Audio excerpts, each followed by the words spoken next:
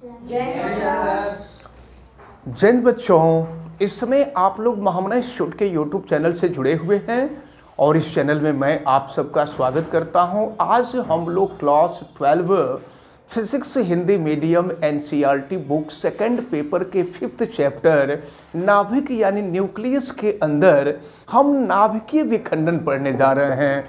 देखिए, नाभिकीय विखंडन में होता ये है कि कोई बड़ा नाभिक बाहर से किसी न्यूट्रॉन को ग्रहण करता है और इसके बाद वह बड़ा नाभिक या भारी नाभिक छोटे छोटे नाभिकों में टूट जाता है, या दूसरे शब्दों में हम कह सकते हैं बड़े नाभिक का छोटे छोटे नाभिकों में टूटने की क्रिया को ही हम नाभिकीय विखंडन कहते हैं। लेकिन यह नाभिकीय विखंडन की क्रिया तभी संभव होती है जब न्यूट्रॉन जा करके किसी भारी नाभिक से टकराता है।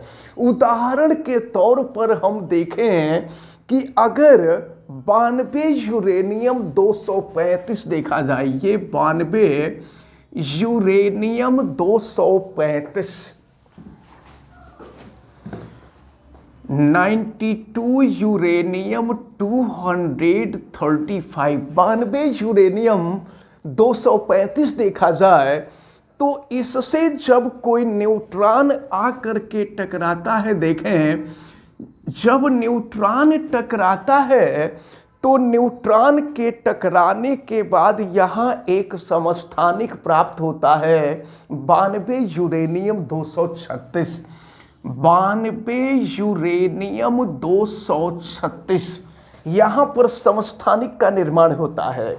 और इसके बाद फिर यहाँ पर अब ये कन्वर्ट होता है, यानी देखिए क्या हुआ, न्यूट्रॉन टकराया यूरेनियम से तो यूरेनियम इस न्यूट्रॉन को ग्रहण कर लिया और ग्रहण करने के बाद यूरेनियम का एक समस्थानिक बना। अब ये जो यूरेनियम का समस्थानिक है अब ये टूटता है किसमें, तो बेरियम और क्रिप्टॉन में। तो बेरियम जो होता है ये 56 बेरियम 144 और इसके बाद फिर क्रिप्टॉन प्राप्त होता है और ये होता है 36 क्रिप्टॉन और ये हो जाता है आपका 89 और फिर यहाँ से 3 न्यूट्रॉन मुक्त होते हैं, ये होता है 30N1। और हम आपको बता दें यहाँ से बहुत अधिक मात्रा में ऊर्जा निकलती है। नाभिकीय विखंडन के दौरान जो ऊर्जा प्राप्त होती है उस ऊर्जा को नाभिकीय ऊर्जा कहते हैं। ये नाभिक की ऊर्जा होती है। तो कई बार आपसे नाभिकीय ऊर्जा की भी डिफिनेशन पूछी गई है कि नाभिकीय ऊर्जा क्या है, तो आप बताएंगे कि नाभिकीय विखंडन के दौरान जो ऊर्जा उत्पन्न होती है उसे ही हम नाभिकीय ऊर्जा कहते हैं। अब यहाँ पर जो समझने वाली बात है वो ये है कि यहाँ पर क्या हो रहा था भाई, 2 बातें यहाँ कही जा सकती हैं कि बड़ा नाभिक छोटे छोटे नाभिकों में टूटता है। तो कैसे टूटा है छोटे छोटे नाभिकों में, तो यूरेनियम जो है बेरियम में, क्रिप्टॉन में और 3 न्यूट्रॉन निकले हुए हैं।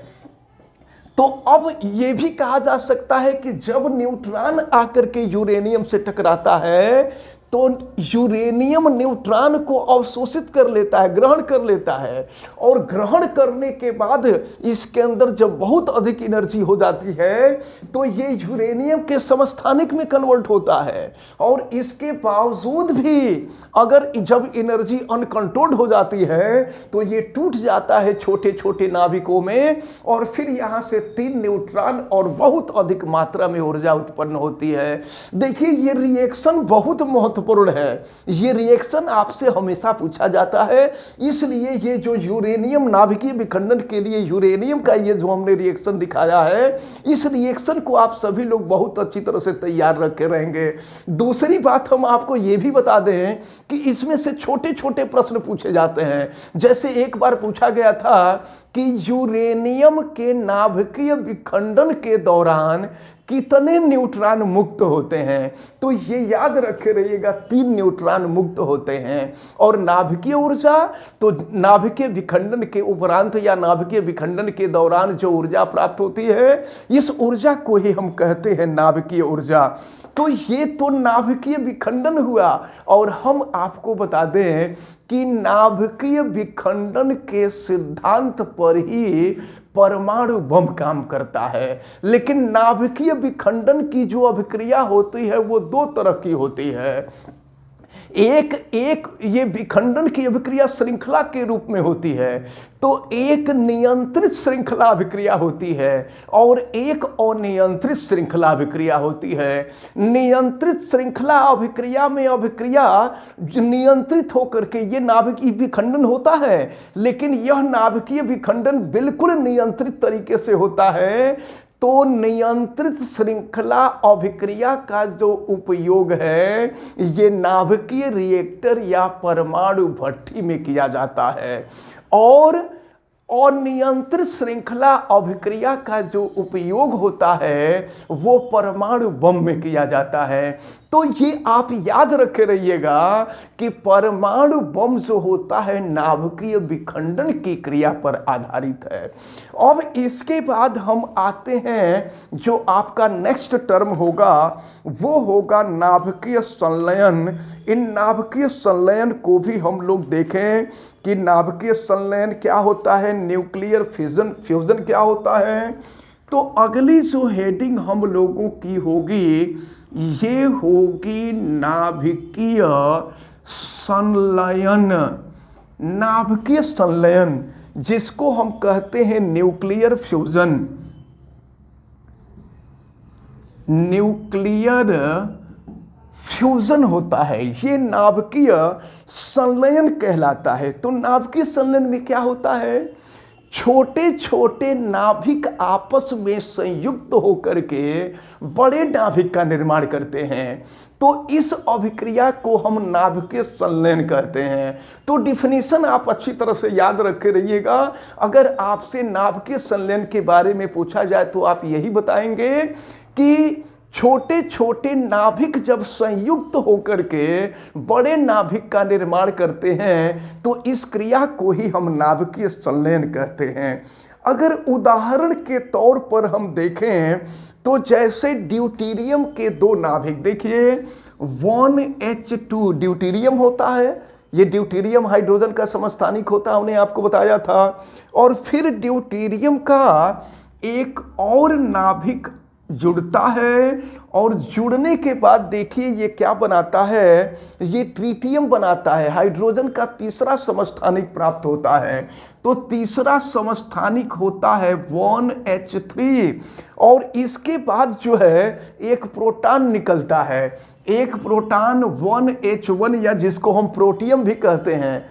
हाइड्रोजन का जो पहला समस्थानिक होता है प्रोटियम, ये प्रोटॉन की तरह काम करता है, इसीलिए इसको प्रोटियम कहते हैं। और इसके बाद यहां से लगभग 4.0 मिलियन इलेक्ट्रॉन वोल्ट की एनर्जी निकलती है। ये अभिक्रिया अगर अभी यहीं पर समाप्त नहीं होती है, अब क्या होता है, यह पुनः 1H3 जो आप देख रहे हैं, ये जो ट्रिटियम है, ये ट्रिटियम जो है पुनः ड्यूटेरियम से संयुक्त होता है।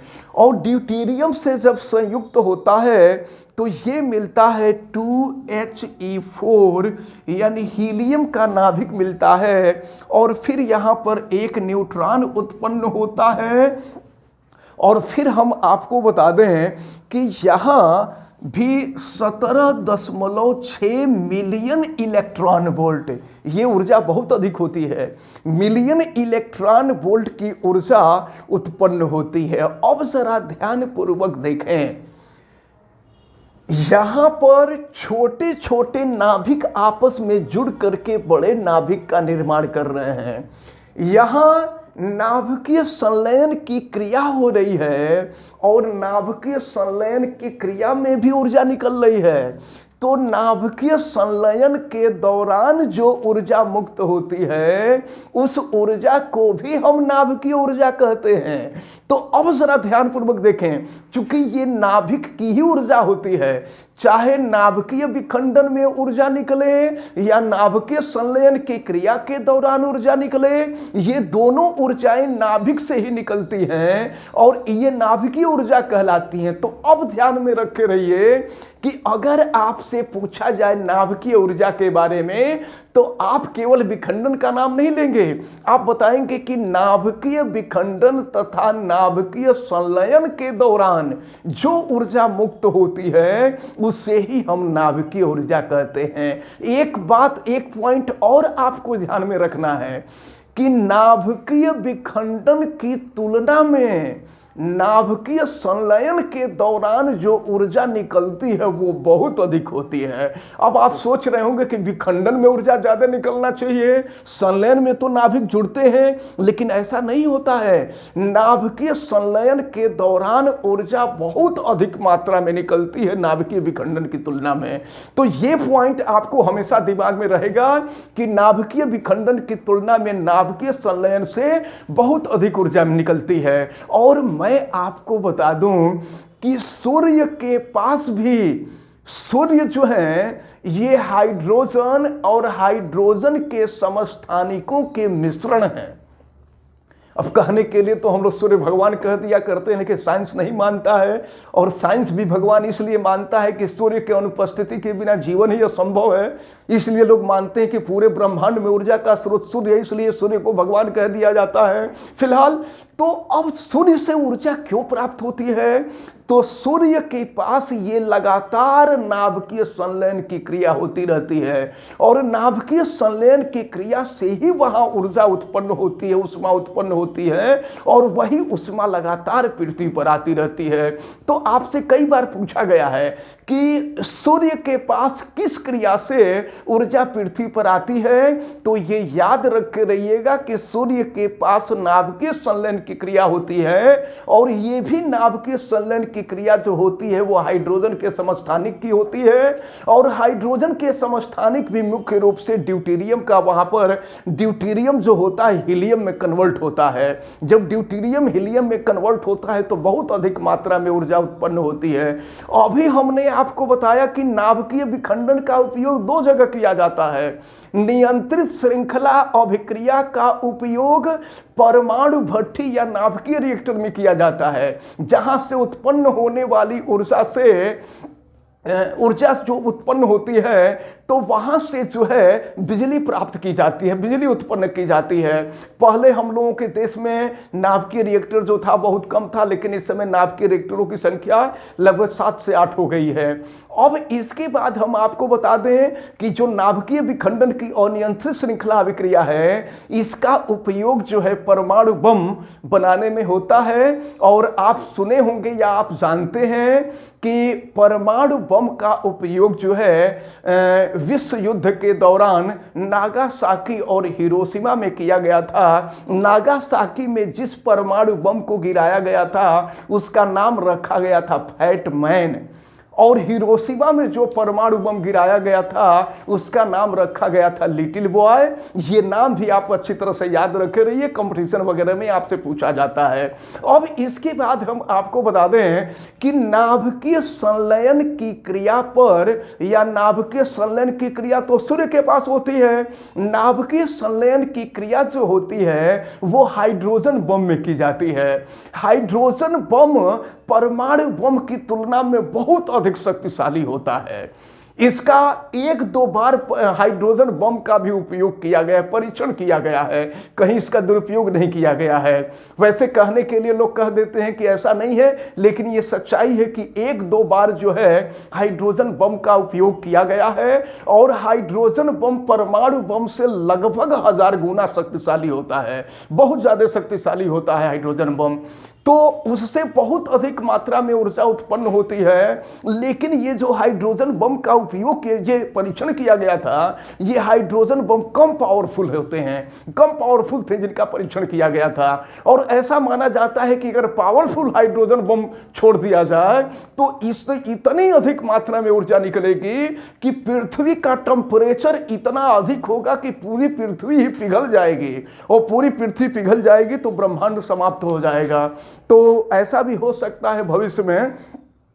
तो इस प्रकार जो है ये अभिक्रियाएं आप हमेशा ध्यान में रखे रहिए कि सूर्य के पास कौन सी अभिक्रिया होती है, नाभिकीय विखंडन क्या है, नाभिकीय संलयन क्या है, इन सारी चीजों को आप अच्छी तरह से दिमाग में रखे रहिएगा। और इस प्रकार जो है ये जो 5th चैप्टर आपका है, ये 5th चैप्टर कंप्लीट होता है। और हमें उम्मीद है कि आप सबको ये सारी चीजें समझ में आई होंगी। क्लियर हुआ आप सबको? तो आप सब लोग जो लोग वीडियो देख रहे हैं, ये लोग वीडियो को लाइक भी जरूर करेंगे, और अगर आप चैनल पे नए हैं तो चैनल को सब्सक्राइब भी कर लीजिएगा, बेल आइकन को भी प्रेस कीजिए। और अगर किसी प्रकार की कोई दिक्कत समझ में आती है तो आप हमें कमेंट करके भी बताइए, और वीडियो को मैक्सिमम स्टूडेंट तक आप शेयर जरूर कीजिए। आप सभी लोगों का बहुत बहुत धन्यवाद। जय हिंद। Thank you sir.